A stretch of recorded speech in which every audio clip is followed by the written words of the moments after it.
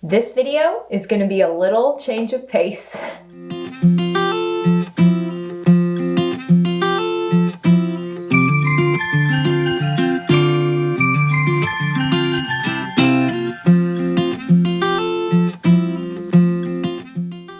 there guys, welcome back to my channel, and if you're brand new here, hi, my name's Courtney, and normally I talk all about tips and tricks from the curly girl method to improve the health of your hair. I am actually currently sitting in the cast waiting for my hair to dry. Today I just styled with a foam, so I don't really have a cast, but I did diffuse my hair for a while, then I got bored and stopped. My hair's not dry. So if you're wondering what's going on with my hair, that's what's going on with my hair. And if you couldn't guess by the title of today's video is a little different. It's gonna be a story time. I posted this photo on Instagram. It was part of a really fun tag that was going around called 2 Truths and a Lie Curly Edition. So everyone on Instagram was sharing 3 facts about themselves, 2 that were true and 1 that was a lie.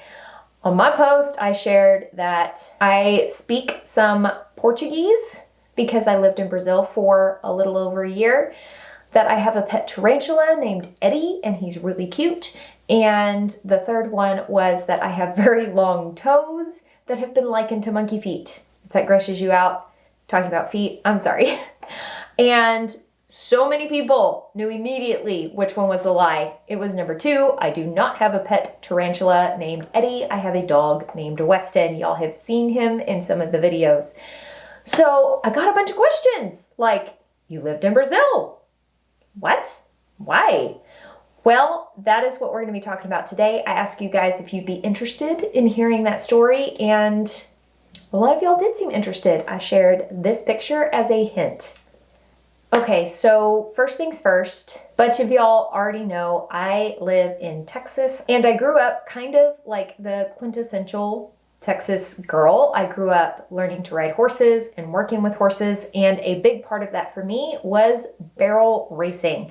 No, this is not where you roll a barrel down a hill and see if you can outrun it and race a barrel. It is actually a sport in rodeo wherein you take a horse and you run in a specific pattern around 3 barrels, and whoever does it fastest wins. And I loved it. I really loved forming partnerships with animals. You really do become a team, and to go as fast as you possibly can and to turn really hard, it's just like a lot of fun. I grew up doing this, and my family did and does breed and raise horses. So I definitely picked up on the horse training aspect of it, and I did help my dad start and train horses to be ridden, as well as continue them on in their horsey education into learning how to barrel race. And I did that all through high school, after school, as something that I really deeply enjoyed. Through a series of events, my family got to know another family in Brazil. There was a family that actually came up here looking for high quality horses to buy and take to Brazil to better their horses down there through breeding. And through this connection, I actually was presented the opportunity to go to Brazil after high school as part of an internship for college and live there for 6 months. And I did. The family that I lived with, actually, we became so incredibly close, and we still are incredibly close to this day. Then once my 6-month internship was up, I came back to the United States. I had learned quite a bit of Portuguese speaking in that part of living in Brazil for 6 months. I definitely tried to learn it before I went to Brazil, so I was like prepared, but honestly, I didn't learn a lick of Portuguese until I moved there. There's really something to be said about immersing yourself in the culture to learn a language. So I came back, I went to college, and our families still stayed really close and continued talking, and the opportunity arose for my family to partner with this lovely family that I lived with in Brazil on a ranch and start curating our own bloodlines of barrel horses in Brazil. and things were going along great. But the ranch in Brazil was in between trainers at the time, and my husband is the best human ever. We met in college and got married, and he agreed that for a little while after college, after we both graduated, that we would run off to Brazil into the sunset, and I would train horses on the ranch in Brazil. So we lived there for a little over a year, and I trained and competed in barrel racing, or tres tambores. I absolutely loved it. It was incredible, amazing. My favorite things about Brazil are the people, the culture, the food. Oh my goodness, the food. Like, wow. Wow. The people are so incredibly warm. It's like Texas hospitality times 10. People were constantly asking me to come over to their house for a meal, and then getting frustrated with me when I wouldn't raid the fridge and grab myself a drink. Like, they were like, seriously, my house is your house. Okay, so now I am going over to YouTube, and I'm gonna be answering some of your questions from there. So let me see. Do you still ride/own horses, and why did you decide to train in Brazil?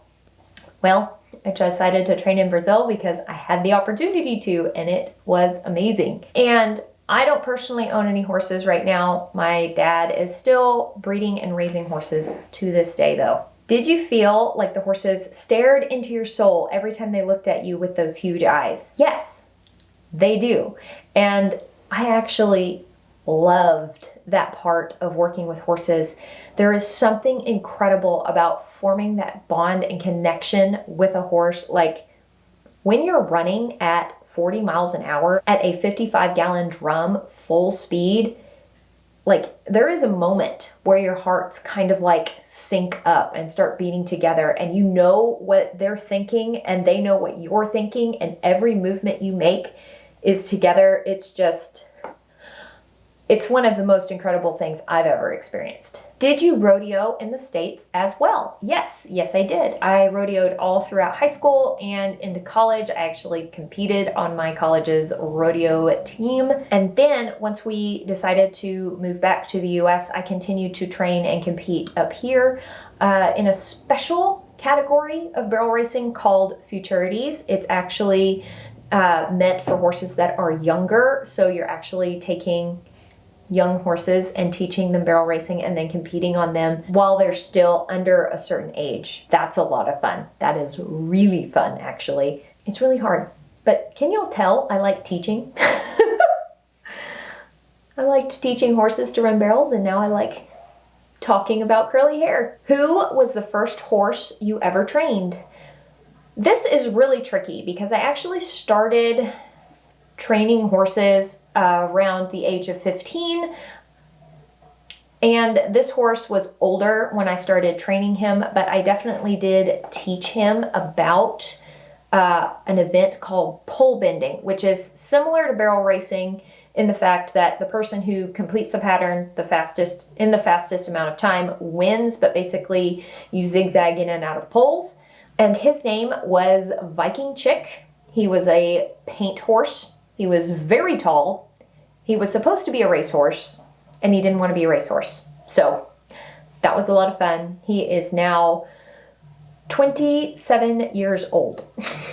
I think he's 27. He's very old. I would love to see a video of that. All right, here you go.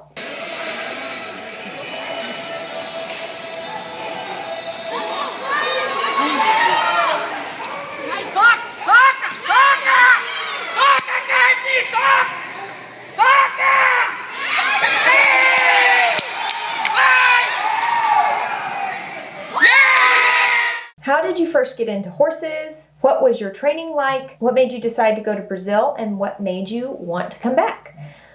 I think the main question here that I haven't talked about yet is, what was training like?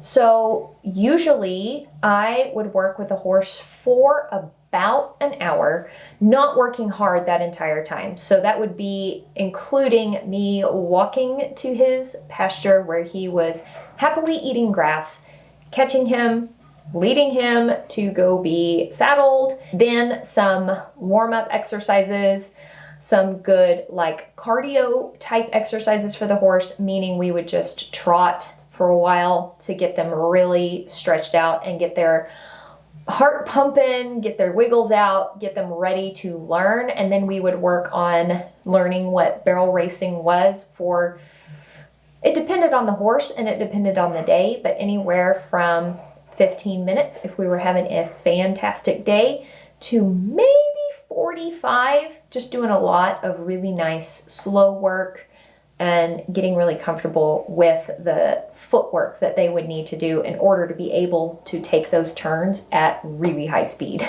All right, and now we are moving over to Instagram. If you're not following me on Instagram, come hang out. It's fun. I'm goofy. I like posting funny pictures of me making terrible faces.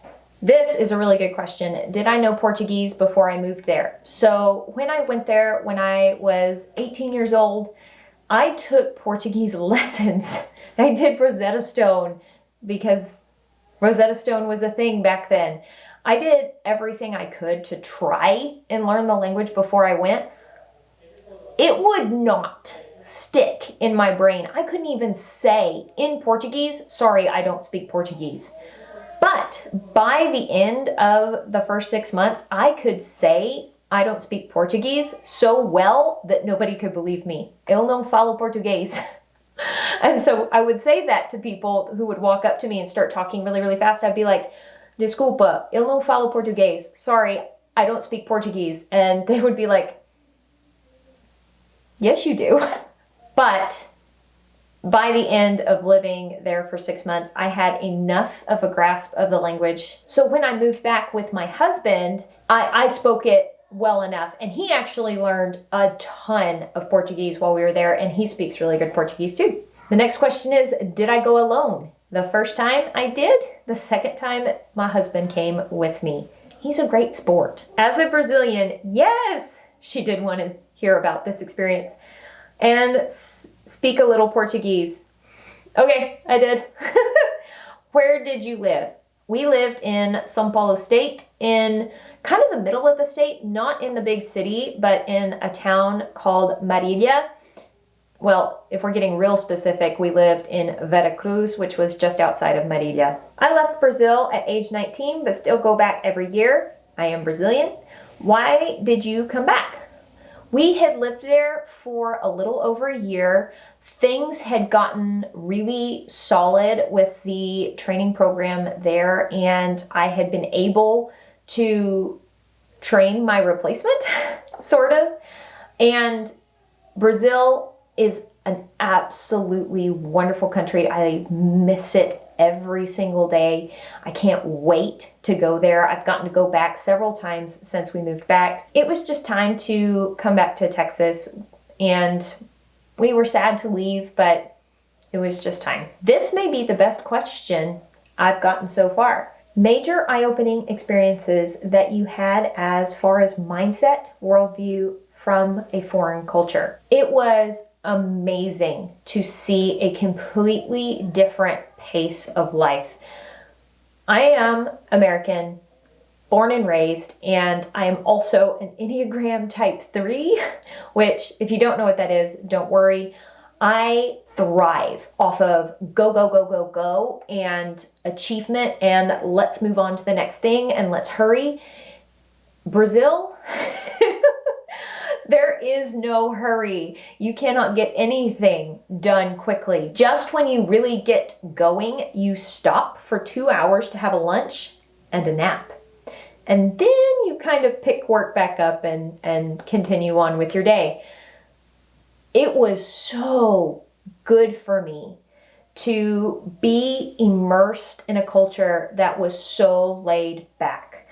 I needed that. I needed to learn how to calm down. Also, how warm and welcoming people are. Brazilian culture taught me so much about hospitality, how to give someone the shirt off their back with no strings attached. It was incredible to get to see people really be amazingly selfless. Was I in Brazil for competitive rodeo? Yes, actually. I did compete in a lot of the rodeos there, including the big one, Barretos. I loved it. It's a giant party. Well, actually, if I'm being really honest, I wasn't crazy about the party part, but I really did love the atmosphere of running barrels in such a festive atmosphere. I don't necessarily see that here in the US as much. It's a little bit calmer here in the US as far as rodeo goes. But in Brazil, there's like fireworks shooting off and the announcers playing crazy music and yelling and everybody's cheering their heads off. Rodeo experience in Brazil is different and awesome. All right, guys, that is it for this video. Thank you so much for watching. If you liked it, please go ahead and give it a thumbs up. I did train and compete on barrel horses for 15 years of my life, and I loved it. 15 years? Yeah, 15 years. And that was kind of my first job. So there you go. A little bit more about me. So I'm curious, comment down below, where are you from? And have you ever lived in a completely different place than where you're from? I would love to get to know you guys a little bit more. And yeah, if you want to know more about how to care for wavy curly hair, go ahead and subscribe and click that notification bell, because that's what I normally talk about. All right, guys, I hope you're having an absolutely fantastic day, and I will talk to y'all later. Bye!